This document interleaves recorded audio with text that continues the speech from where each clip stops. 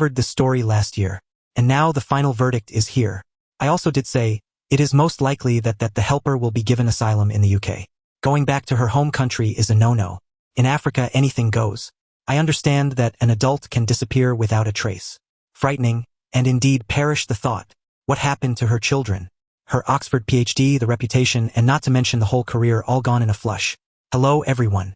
Gosh, this is a total life changer for Lydia Mugambe for the rest of her life. She is lucky if she still got any friends by her side.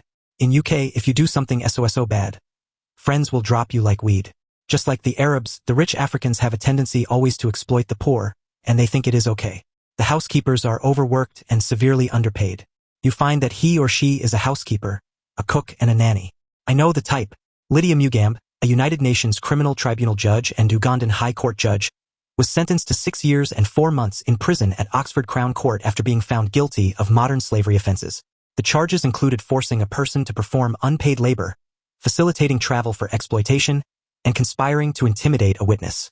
The victim, a young Ugandan woman, was brought to the UK under the pretense of working for John Mugerwa, Uganda's former Deputy High Commissioner, but instead was forced to work as a nanny and maid without pay. Mugambe confiscated her passport, biometric visa card, and phone, leaving her trapped. During sentencing, Judge David Foxton stated that Mugambe showed no remorse and attempted to blame the victim. The victim has since been granted asylum in the UK, citing a well-founded fear of persecution in Uganda. This case highlights the ongoing issue of diplomats and officials abusing domestic workers, a problem documented in multiple reports on modern slavery and human trafficking. What are your thoughts on this case? This case is deeply troubling. Lydia Mugambe fraudulently arranged a visa for the victim, falsely stating she would be employed at the diplomatic residence of John Mugerwa, Uganda's former Deputy High Commissioner in London. However, prosecutors revealed that Mugerwa knowingly sponsored the visa, fully aware that the woman would actually work in servitude for Mugambe. In exchange, Mugambe reportedly provided Mugerwa legal assistance in a separate court case in Uganda, where he was a defendant. Mugambe paid for the victim's flight, picked her up from the airport, and then forced her into unpaid domestic labor at her home in Kidlington, Oxfordshire. Despite UK authorities approving charges against Mugerwa for conspiracy, he was shielded by diplomatic immunity, which the Ugandan government refused to waive. This case highlights the power imbalances that often leave victims of modern slavery trapped, especially when diplomatic immunity prevents prosecution. Judge David Foxton acknowledged the tragic nature of the case, highlighting Lydia Mugambe's legal career, including her work in human rights protection. However, despite her credentials, Mugambe was found guilty of modern slavery offenses, with the court determining that she exploited her victim's lack of knowledge about employment rights and misled her about the true purpose of her travel to the UK. The victim, who cannot be named for legal reasons, described living in almost constant fear due to Mugambe's powerful standing in Uganda. She expressed that she can't go back to Uganda out of fear for her safety and may never see her mother again.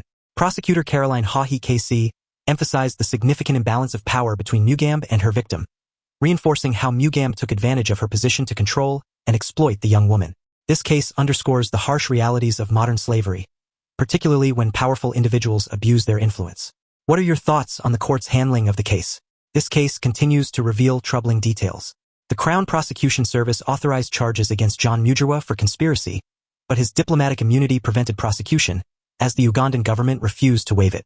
Lydia Mugambe denied forcing the victim into unpaid labor, claiming she treated her with love, care, and patience. However, Chief Superintendent Ben Clark of Thames Valley Police stated, "There was no doubt Mugambe knew she was committing offenses." The University of Oxford expressed being appalled by Mugambe's crimes and has initiated its own disciplinary process, which has the power to remove students convicted of serious criminal offenses. This case highlights the challenges in prosecuting individuals with diplomatic immunity and the importance of supporting victims of modern slavery. In UK, no one is above the law, and one cannot bribe anyone. This is justice at its finest. Hopefully, this is a great lesson to learn for many out there. What do you think about Oxford's response?